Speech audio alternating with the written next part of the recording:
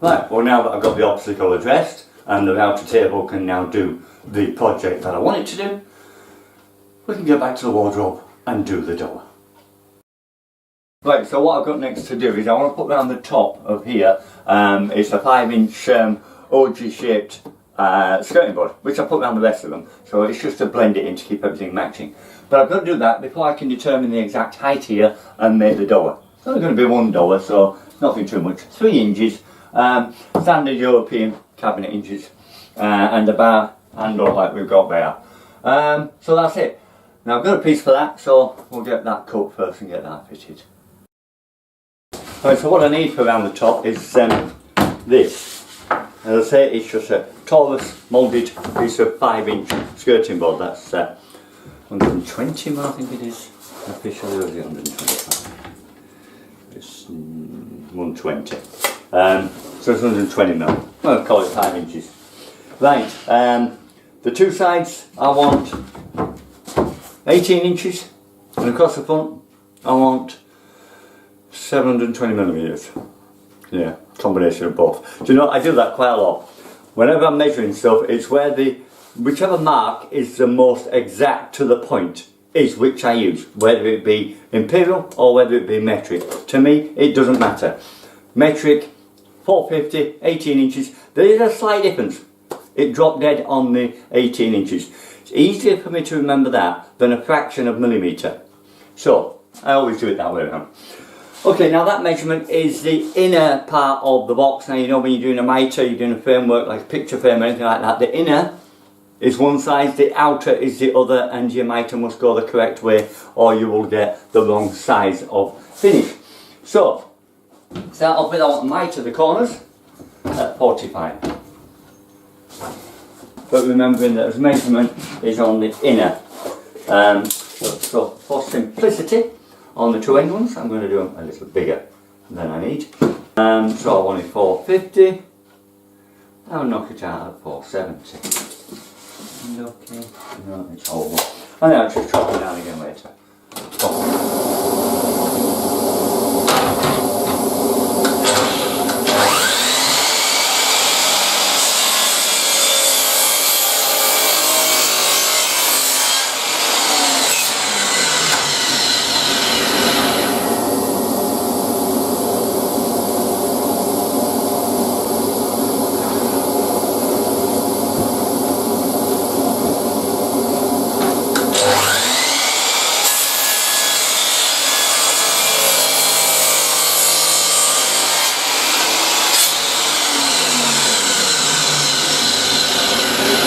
Clean the cup as well, I think.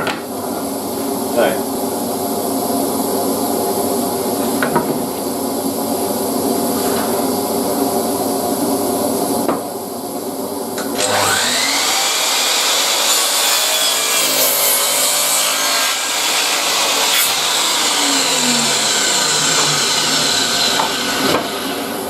Now on the main front one, I want 720. The easiest way, I've done one end. Then on the back, I'll mark the 720. Right, point on this tape measure, and on most tape measures I would say, I mean this is Stanley, so this is a good one. I never measure from the end. I always come on a first portion of whatever, which is equal, or even. Easy to do. Anything which is easy to mark up. So here I want 720, I'll mark 820, but I'll be starting at 100. 820. That way then I can be sure I've got an accurate measurement, because there can be deviations, kinks and such in the beginning of the tape that can cause it to be not accurate. Right, so I need to get that onto my shadow line. There's my shadow line. Put it just on the waist side. It's there.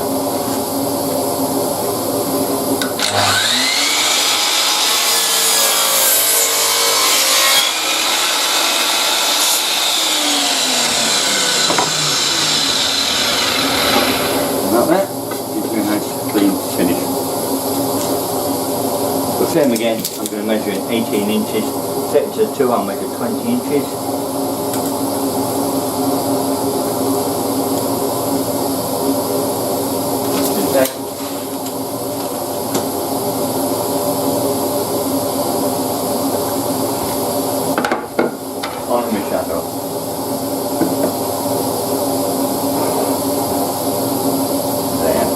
good shadow line, it actually shows you not just where the line they've cut, but the thickness of the cut itself as well, so you can decide which side of the blade you're going to be on before you get it there. And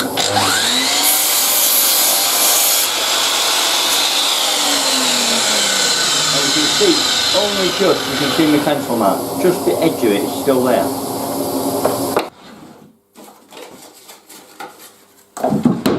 Okay, that's now ready to fit. I just want a bit of sandpaper to just dress the edge off of it. I'll do the mitre joint. Fit here. Finish.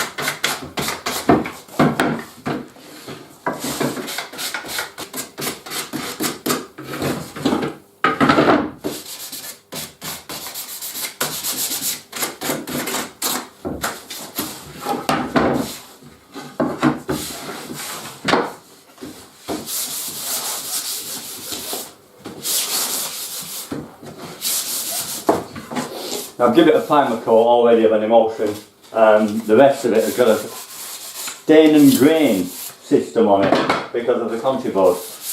I might repeat that, I don't know yet, I might fully decorate at the moment, it's definitely due. But for now, primer coat just keeps everything looking sweet. Okay, now I'm going to attach that just with some adhesive, silicone.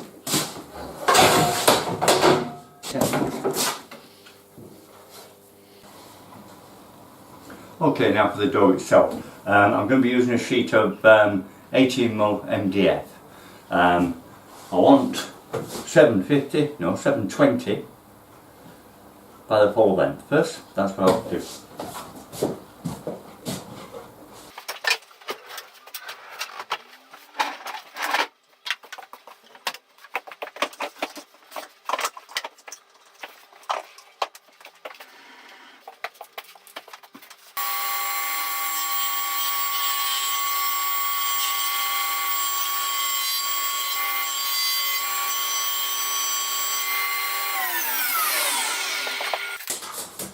Right, that's 72 width, or 720mm. Now I want 151.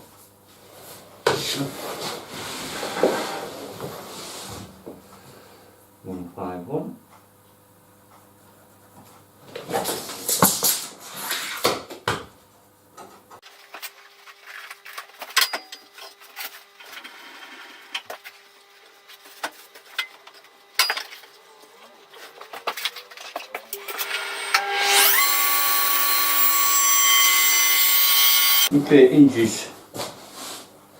I'll put 3 on. 150 from both ends.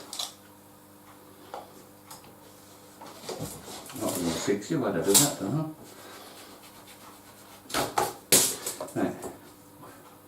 150 from both ends. And then 50%.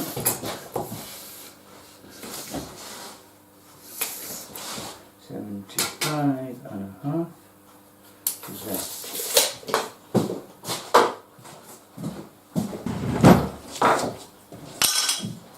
Little jig. Just shows your centre where you want it.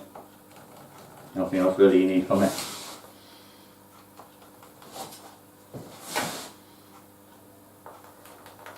Just how far from the edge it's got to go, that's all. Now the depth on standard hinge, you always go down to the second notch at the top, and when you press it in, you can gently touch with your finger and you'll feel it's level, and the hinge will sit in nicely. It's got another shoulder there, I presume that's for another type, I've never come across one.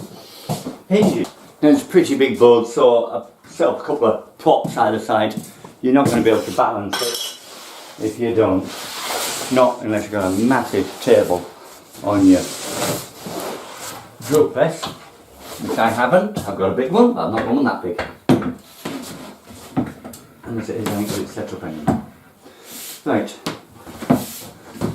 So it's got support first. That's it. Make sure everything just stays in place while you're working, and things will be a lot easier and a lot more accurate when you're finished.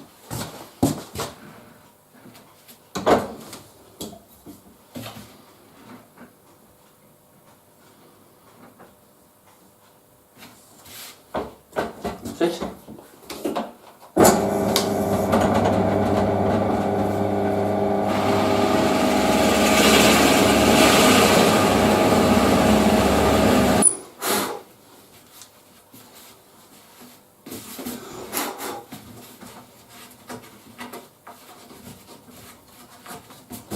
Check that depth.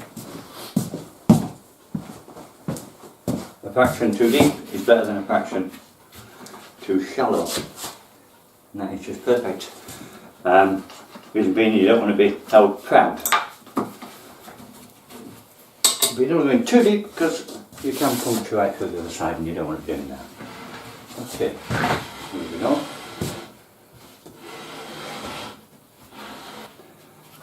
To the extent it's reaching. Line it up, hold it, get it clamped there.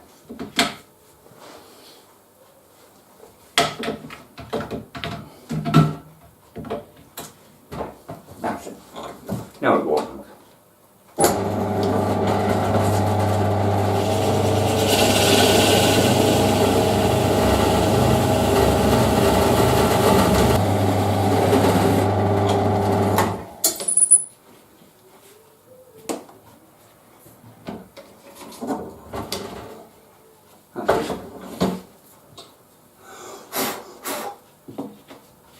Yep, that's done.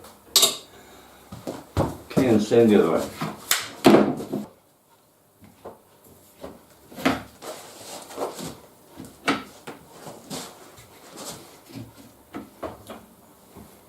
Okay.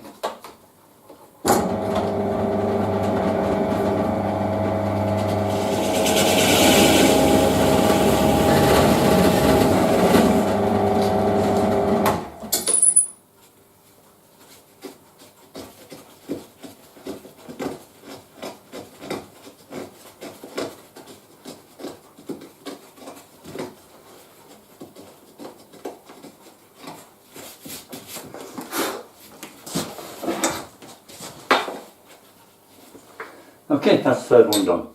Alright, that's this process sorted. Right, I've got a 3/4 of 18mm bull nose in there, which will take off this edge nicely. It's spaced down on the top, it's set, it's locked. And now for the bit that I spent the last 4 videos making. And this time I haven't dismantled it.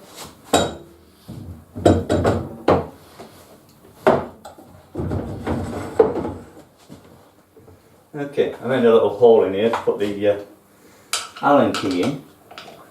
Just save me having to keep going and picking it up. Set them and close the back ones. Now it's a bit with the bearing on, so obviously set it with a bit of wood. That's good. Extraction top and bottom.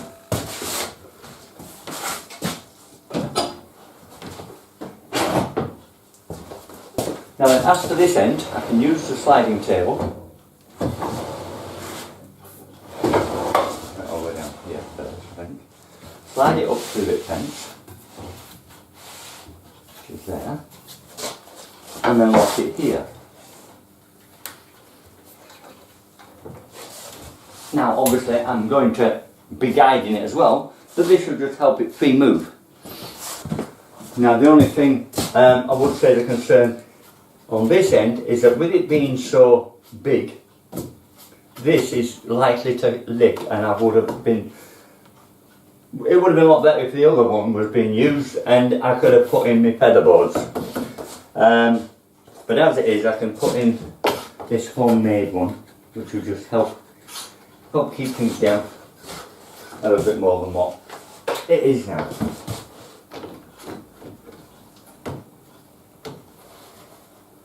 That should do it.